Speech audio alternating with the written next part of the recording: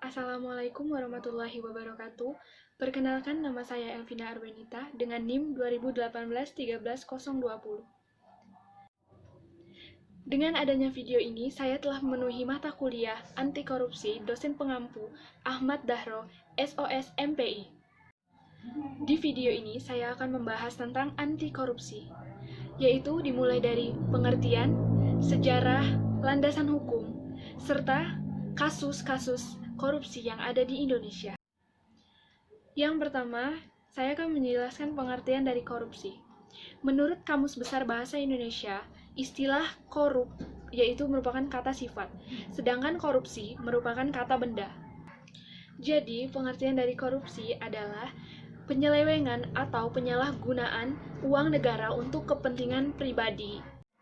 Periode kemerdekaan dibagi menjadi dua, di mana yang pertama merupakan periode pra-kemerdekaan dan yang kedua merupakan periode pasca kemerdekaan.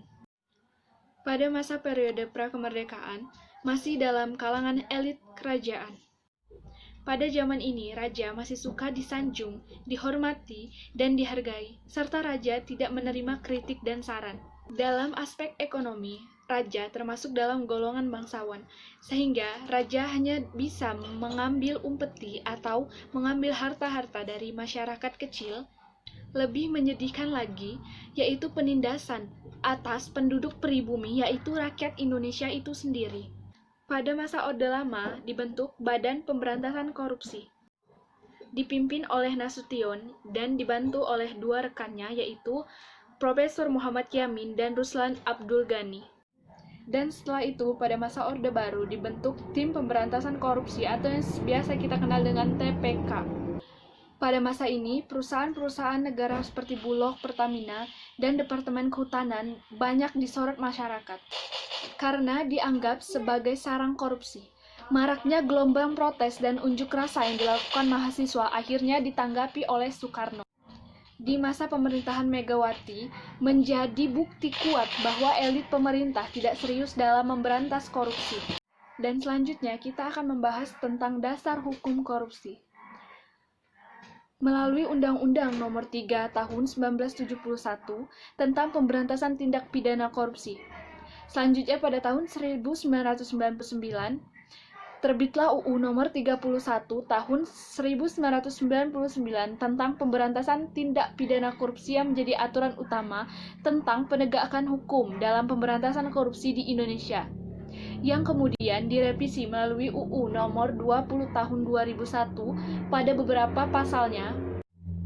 UU Nomor 20 Tahun 2001 juga menjelaskan tentang perilaku korupsi melalui penyalahgunaan wewenang.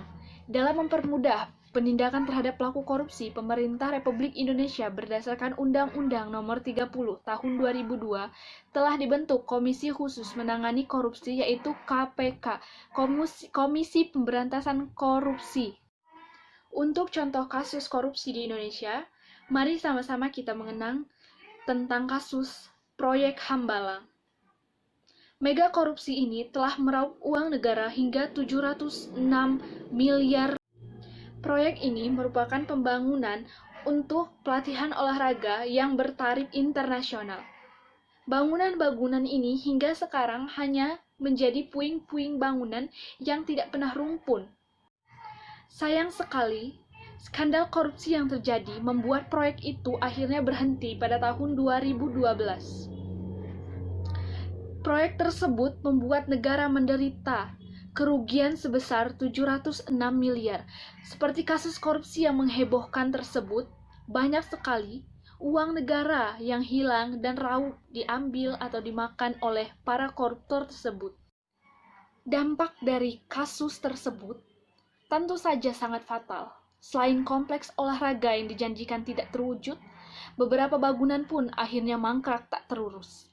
Bahkan saat dikunjungi oleh Presiden Joko Widodo pada Maret 2016, sejumlah fasilitas sudah terlihat kusam dimakan waktu.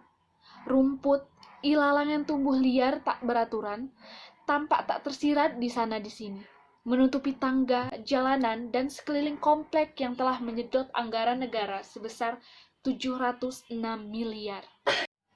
proyek Hambalang yang dinilai tidak layak untuk dilanjutkan kembali. Menurut juru bicara dari KPK, tempat pembangunan dari Hambalang ini memang tidak layak untuk dilakukan pembangunan, karena menurut dari data yang ada, lokasi tersebut sangat rawan adanya bencana seperti gerakan tanah yang biasa kita sebut dengan gempa.